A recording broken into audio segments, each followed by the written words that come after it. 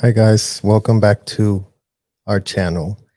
This video is going to be part 2 of therapist Kristin's talk on can we ever forgive the betrayal and exploring the grief, the loss, and how is it possible to get to forgiveness. So let's continue reacting to Kristin's video. Day in the regular moments. And I just noticed that with a messy emotion that needs community, it needs to be witnessed. It's unfortunate that our culture has just kind of only given us the tools of go-to platitudes. Oh, you're in my prayers, my condolences, my thoughts and prayers go out to you.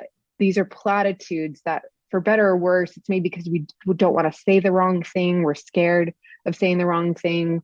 We are uncomfortable with their discomfort. We just kind of say these scripted responses. And the problem with that is that when we haven't done our work on these topics, when we are in these messy emotions of grief, loss, and longing, I'll talk a little bit more about those. If we don't put a name to them, acknowledge them, and process them, instead, we just we lock them up and think, oh, whatever, put a platitude ribbon on top of it, it's dealt with. They will leak out in other ways. They leak out that shame, grief, loss, and hurt instead ooze out in over or under eating, perfectionism, over or under functioning in life, addiction, rage, etc. So you have. So I want to give a shout out to some of our second generation that come out, third generation, fourth generation, fifth generation, that are given platitudes to deal with the facts of their situation and how that has manifested in very toxic coping mechanisms that exist as a direct result of what was done, and the very real toxic emotions that came from being gaslit 365, 24/7 for our entire developmental stages from infancy through being teenagers. So if people don't acknowledge the facts, it doesn't make them go away. If people don't acknowledge what was taking place day in and day out, they just find a bad toxic mechanism that can manifest in rage and in violence and in all the toxic ways that someone can try to manage what was done and trying to reconcile the unthinkable. So it's very important that people understand just how important it is to hold space for those who are trying to come up for air and are trying to set the record straight. And as much as the media has put us in a complete false picture, painting us as if we are having a war, that's what the media's been doing with any victim that comes out. They turn us like, oh, you're attacking them. Oh, look. These people know what they're doing. They know exactly what the hell they're doing. And the more they continue to do it and get away with it and not get called out, the more they're going to do it. Right? That's how it works. So let's get rid of all the platitudes that we've been given about what was done to us in our infancy and childhoods and developmental stages, because the platitudes aren't going to change a darn thing about what another young soul is experiencing in that hotel as we speak. Got to process these messy emotions. And as a side note too, I want to note that grief, of all the different emotions that I walk with people through, it is, yes, indeed, one of the most messiest. It is also not linear in any kind of way, right? There's no like every day I take a step forward or better. It's 3 steps forward, 5 steps back, 6 steps forward, 10 steps back. You get hit blindsided by that song, that anniversary. The look on someone's face brings you all back to the pain again. And so you have to really respect the randomness that grief occurs in. You can't put a darn timeline on it. You can't say, all right, 6 months, I need to be over this. Or as we hear in couples therapy after infidelity, it's been a year already. When are you going to get over it? We have to take that pain and listen to it and say, what is happening here? So Brene Brown talks about what is happening here. She's noticed when people are going through grief and loss, there's a couple components to it. There is this component of grief, despair, sadness, these deep, visceral, physical feelings, physical anguish in your body, like down to the bone of pain and loss. I'm sure many of you listening can resonate with this feeling of like not even knowing the human body could suffer in the way that you've suffered, not even knowing that a person could be as sad as the sadness you're experiencing. That is deep grief, despair, and anguish. And that can come from the loss of something very tangible, like a loss of a partner, loss of a job, a loss of something that's very meaningful in our life, but then also something that's really intangible. Like I have to let go of a dream that I thought I was going to do, a belief of who I thought this person was. But so yet again, to contextualize, in our case, you guys, we're talking about a full lifetime of fraud that began with our very own parents, that began with our parents not becoming parents, deciding to be influenced, deciding to be seduced to read these deranged books that were proposing and normalizing all manner of abominations to take place, all manner of full erosion of any last common sense boundary.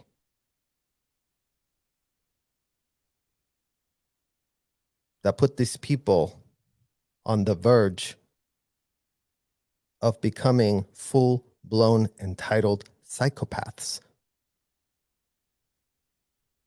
Because if these adults decide that the children that are literally children aren't children,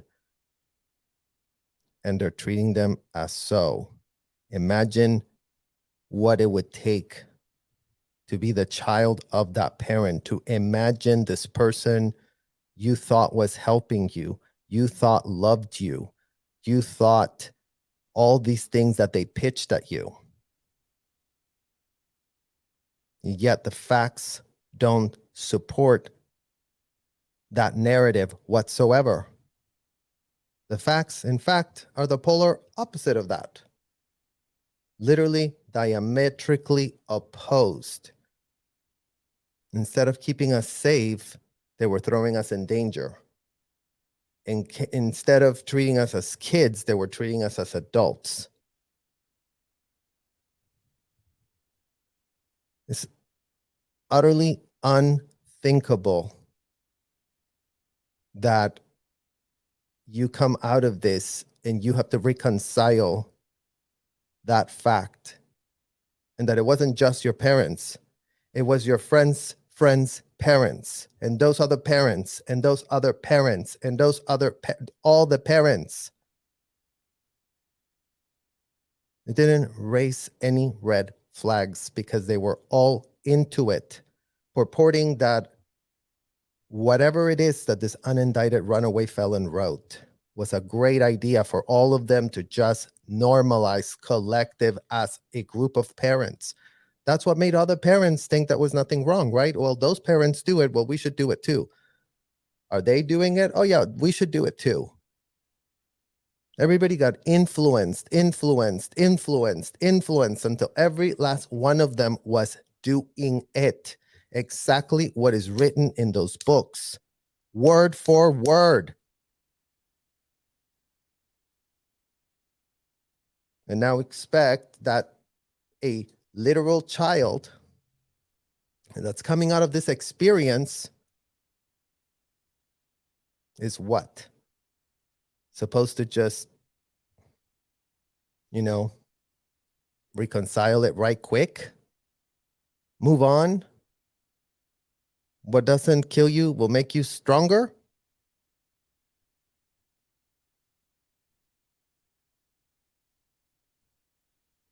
Now I need to come to terms that they are not that person and they cannot provide this thing in my life that I needed. And for us, you guys, it's not that they couldn't be the person we wanted them to be. They were the people inflicting the harm. We weren't allowed to call it that. We weren't allowed to say no. Forbidden to say no. Forbidden to backflash. Forbidden to push back. Forbidden to answer anything other than yes, sir. That's the culture that goes on in these hotels. That everyone keeps pretending it's very normal. While everybody cosplays their little military fantasy.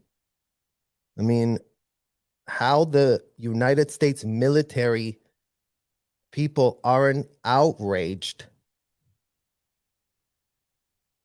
that them who are actually defending the world, them who actually have to put their job on the line, their family on the line, right? They are on the front lines taking bullets. Well, none of these people in these hotels were taking any bullets. They were taking cash, lots of cash for themselves.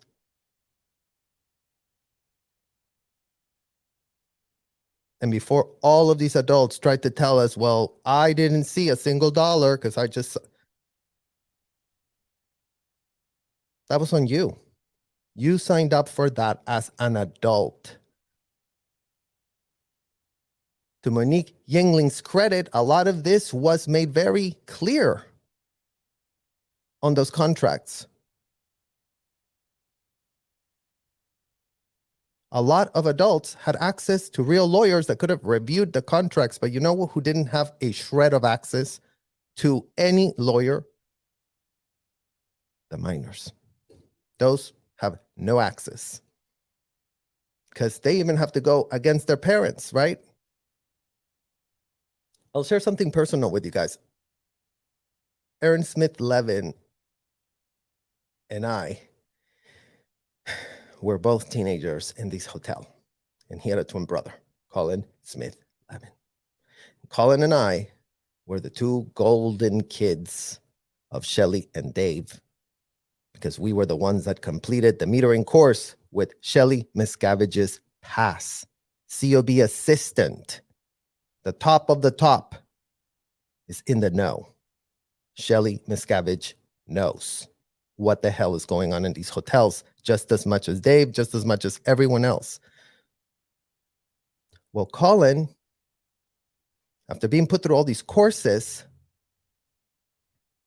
had the very real psychological breakdowns from having all your boundaries eroded by every adult around you. And he started acting out, right? He escaped without telling anybody. He wanted to run away. His own mother went to drag him back to the hotel. Colin wanted to go be a lawyer because he felt shit was awry inside that hotel.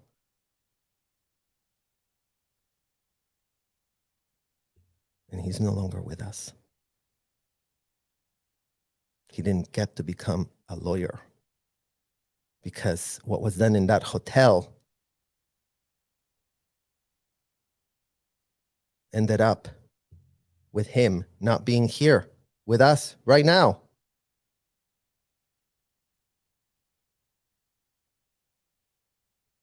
So the parents have as much responsibility as the so-called executives that run these hotels.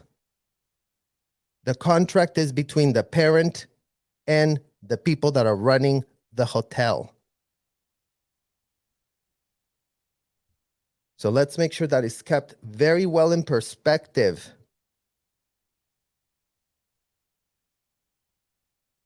So that we don't continue to just lose kids for nothing.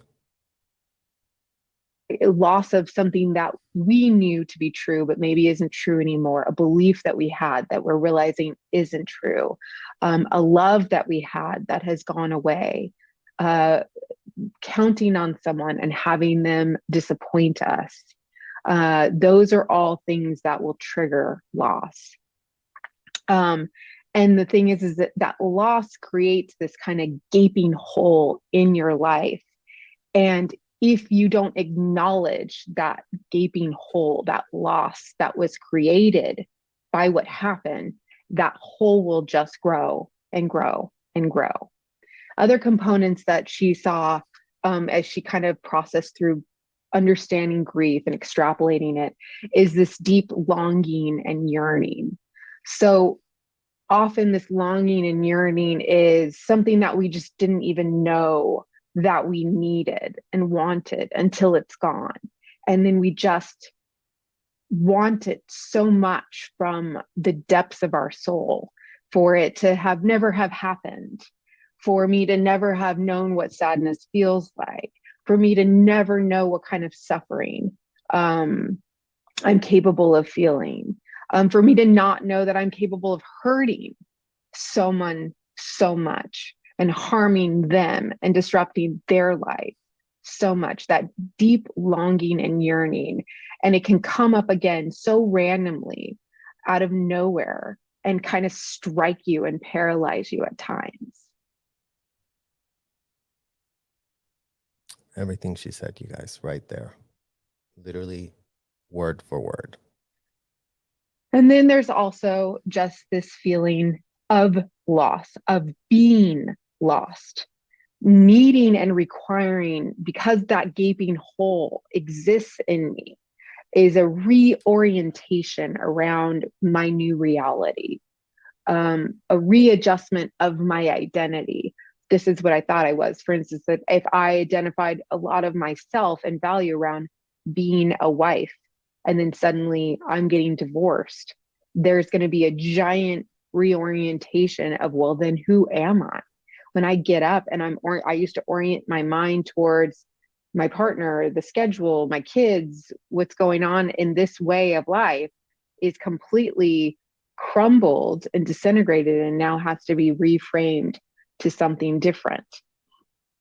It's a readjustment of our new identity. And that's where you are left after you put.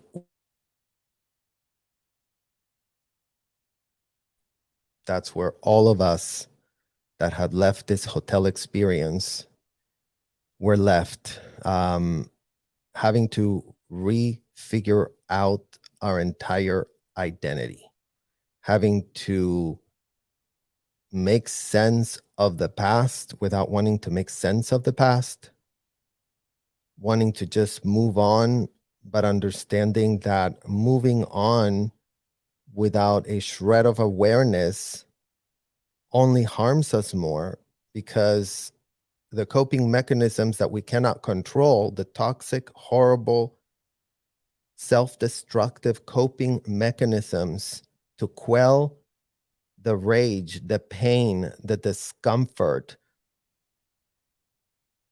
all the side effects that came from 365 days of gaslighting 24/7 in those hotels, in our infancy, in our developmental years.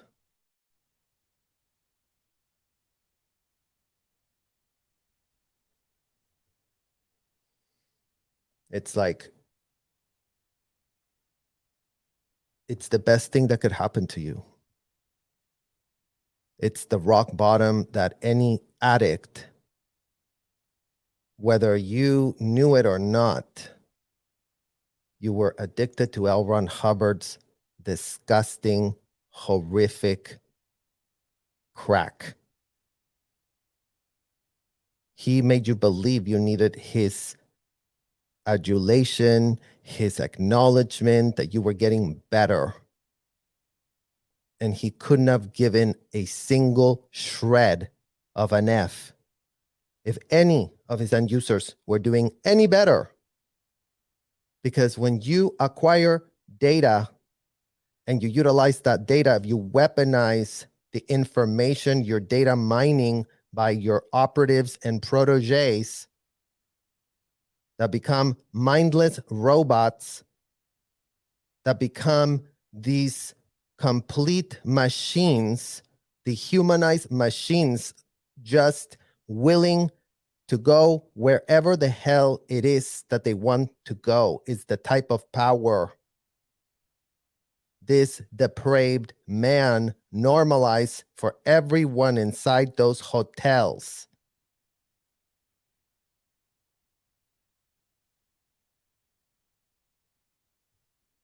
So there's a lot of realities you're going to have to figure out once you actually come up for actual air and you really want to come clean and you really want to confront what it is that you were subsidizing, what it is that you were aiding and abetting, what it is that you were co-conspiring on, what it is that you were co-opted into. Pick your box. There's a bucket for every last one, single one of you. You can check mark what applies to you. Parent, I gave my kids to the Sea Org while I sat on the sidelines, not having any more bills to pay. Check that box. Parent, I got my kids taken away and I did complain for 3 years, but then I was outwitted. Check that box right there. There's going to be a box for all kinds of dysfunction because that's all this hotel has to offer. Dysfunction for all end users. And it is tough love, right? Tough love tells it like it is. We're not here to capitulate to you. We're not here to cradle you like a baby, like, oh, your delusion of L. Ron Hubbard. I don't care. We don't care. If you weren't hurting kids, you wouldn't see us anywhere. If all you did was abuse a bunch of adults that are all into it, you would literally have zero opposition. None. Because we could not care any less what those people want to do and believe in their adult lives and do to each other and go as extreme as they want, as extreme as L. Ron Hubbard allows them to go in those hotels. No worries. Go do you. But don't you dare keep bringing your children into this while all of you pretend that, oh yeah, this is just how it is because L. Ron Hubbard, the unindicted felon, is a very religious man. Your delusions aren't going to be cuddled. You wake up. You open your eyes. You start looking for ways you can make up the damage. You start looking for ways to go to law enforcement with some receipts about what it is the hell that you were doing in there. and show some remorse while you're at it. Cut a deal for yourself. We don't care. Whatever it is that is going to take to stop this insanity is what needs to be done. And that's on y'all to figure out, not on us. We're only being forced to come here because everything continues to go just like it was. Every last trap to exploit people that were underage is there. So contextualize your full reality to the facts. And instead of pointing fingers and try to make it all about David Miscavige as if he's the one that had a gun to everyone's head to do the abominations that were being normalized by his influencer of choice. So yeah, the pyramid goes up. And who's ever at the top has a lot of explaining to do and has a lot of answers to start giving us. The kids you were recruiting to put at the bottom of your pyramid to do the unthinkable. And how many more of those do you have right now is what we want to know.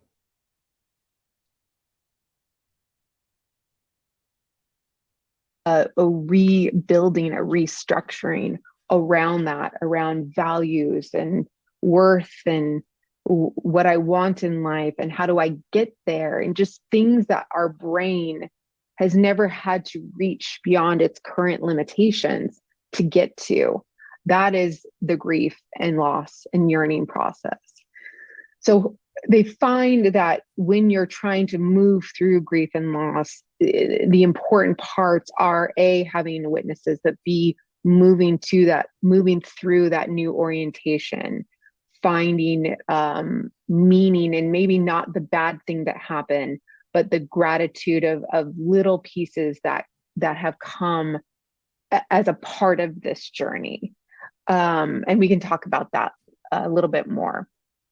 But you always have to acknowledge the loss and longing. Now, let's talk for a minute about forgiveness. And what I really like what she says is that in order for forgiveness to happen, something has to die. So forgiveness, in the way she describes it, it's not this like state of being where it's just like, I forgive you, what you did was horrible, but now I forgive you. She's saying what has to happen is that there's got to be almost a death, right? That like the gaping hole has occurred. It's not going to fill up. And the only thing you can do is reorient and readjust around it for a rebirth, something new, some reorientation, some new framework. So in order to move through forgiveness, and we have to move through the grief, the hopes, the dreams, the trust, the former reality, all has to be mourned. It has to die. So for those who might be a betrayed partner here, or in those two addicts in recovery as well, you have to really explore, what do I have to let die in order to move through the grief? What have I held onto, an expectation, a former reality that now has to be shattered and kind of reframed, hopes or expectations or dreams that I had, goals, etc., ways that I would view myself and want others to perceive me and my life as. What kind of things do I need to let go of in those areas so that I can move towards forgiveness? We talked about this briefly in one of the groups, but some of the betrayed partners have a lot of grief and anguish around how they have responded to the betrayal, to finding out about the addiction. And there is this deep grief that it's like, oh, I always imagined I would respond so definitively. We all say when we're kids, oh, if my partner ever cheated on me, I'd be out, I'd get over that. And then there's this almost grief that it's like, it's not that easy. We have life, we have kids. I love this person. And there's this grief and loss that I have to acknowledge, that it's a lot more complicated. And when I'm in a state of dysregulation, fear, hurt, I maybe don't show up as the Kristin that I wish I'd constantly showed up with. Sometimes stuff flies out of my mouth, and sometimes items fly out of my hand, and I get angrier and I lose my temper, not just with my partner for what he or she did, but it leaks into how I show up at work, or I can't remember things as well as I want to, or how I show up with my kids. There is this like grief and loss and reorientation that has to move, and self-forgiveness that I have to move through to get through that grief process. So Robert Niemeyer, who's a grief researcher, says a central process in grieving is the attempt to reaffirm or reconstruct a world of meaning that has been challenged by loss. And I'm just going to close out with that quote to let you know that grief is not supposed to be done in isolation. In fact, I'm going to argue the research shows it cannot. You will not be able to move through grief, loss, pain without having some safe witnesses who are able to hear you, sit with the pain, not tell you what you should do, not try to get gossipy details about it like they're watching a bad soap opera, but actually just sit with it in the pain so that you can move, acknowledge, process, and move through it. I know, sexandrelationshiphealing.com has a lot of great workshops. I have Betrayed Partners workshops. I also do those Brene Brown, Daring Way, and Rising Strong workshops. These are really great tools and mediums for you to come with your pain and your grief and have people witness it that can hold space for it, right? That don't freak out when they hear what your partner's done, that don't have so much judgment when you say you want to stick around in the relationship and see how the recovery healing process goes. So I just want to finish with that part, that this grief, loss, and moving to forgiveness has to be done with a safe community and with witnesses around it. And it needs to be talked and processed and acknowledged. And there's no timeline. So don't set specific parameters around it, because it is not linear. It is messy and sporadic. And you'll feel like you're on the right path, and then you'll get struck down really quickly and start over in some other category. And that is it. Well, shout out to Kristin here, who's literally saving my life in many ways, giving me so much wisdom, simplify wisdom.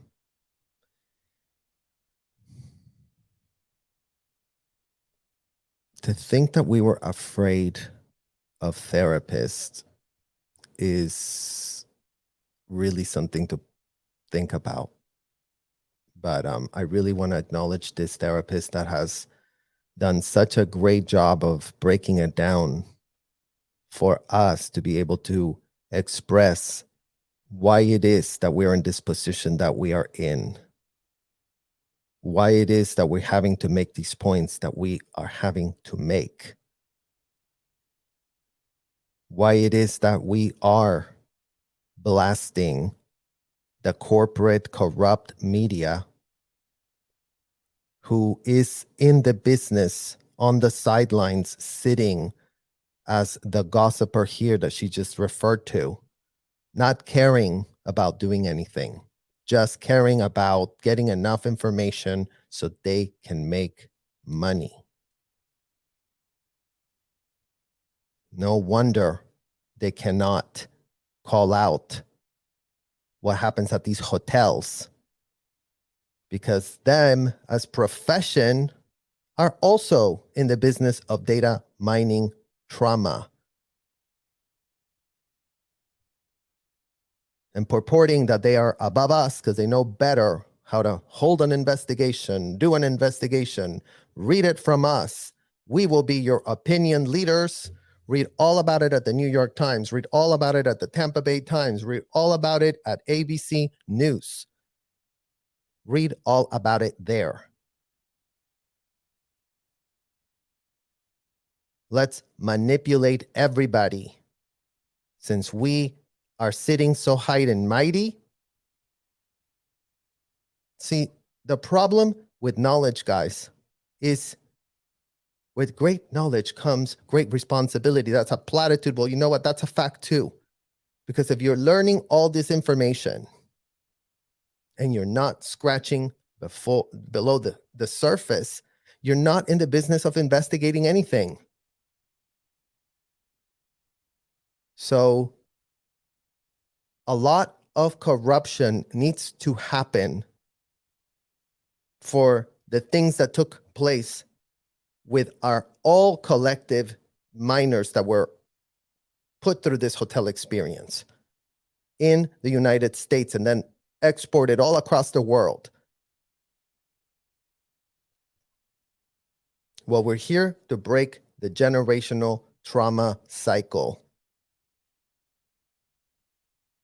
We are calling out our parents. We are calling out the media. We are calling out every last executive that worked at that damn hotel.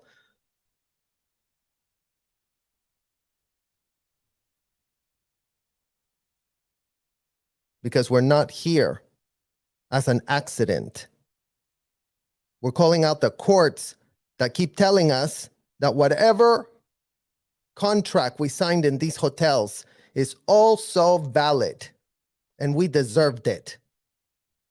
And why don't we just go back to the hotel and see if we can like figure it out between us? You know what?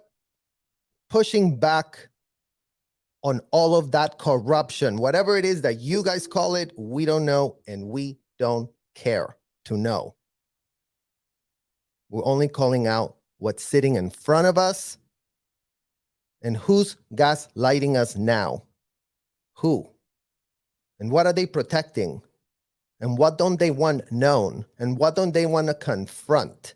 Because it would just be so much more convenient to keep this all watered down, wouldn't it? Wouldn't it? Unfortunately for y'all, it wouldn't for us that went through that experience as kids. And I'm not talking about me because I'm just one, you guys. You have no idea how many kids I'm in touch with. And the only horrible thing that happened to us is the same abuse, the same mistakes by our parents, the same everyone capitulating to the unindicted felon. Well, what did you think was going to happen, America? If you enshrine a literal unindicted felon, what did you all think was going to happen? I mean, was Charles Manson not enough of a legal precedent for you to be like, oh, if an unindicted felon is just running an operation and grabbing adults and putting them under undue influence, that just has no situation in the courts whatsoever. Oh yeah, long time ago something happened, but you know what? This is different. They have books. This is different. You know, Charles Manson wasn't mentioned in the New York Times, didn't have a bestseller, because that really matters, right? You having something on a bestseller at the New York Times apparently means nothing.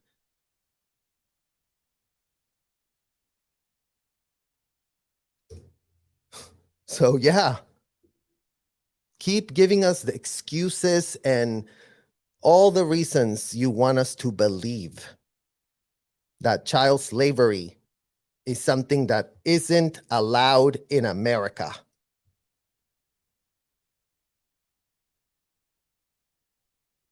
All of the attorneys that are out there in the legal profession, please write us a letter. We couldn't be more confused. We couldn't understand any less. And perhaps it's our whole hotel upbringing. Maybe you can enlighten us in just one paragraph what the hell this was that was done to us.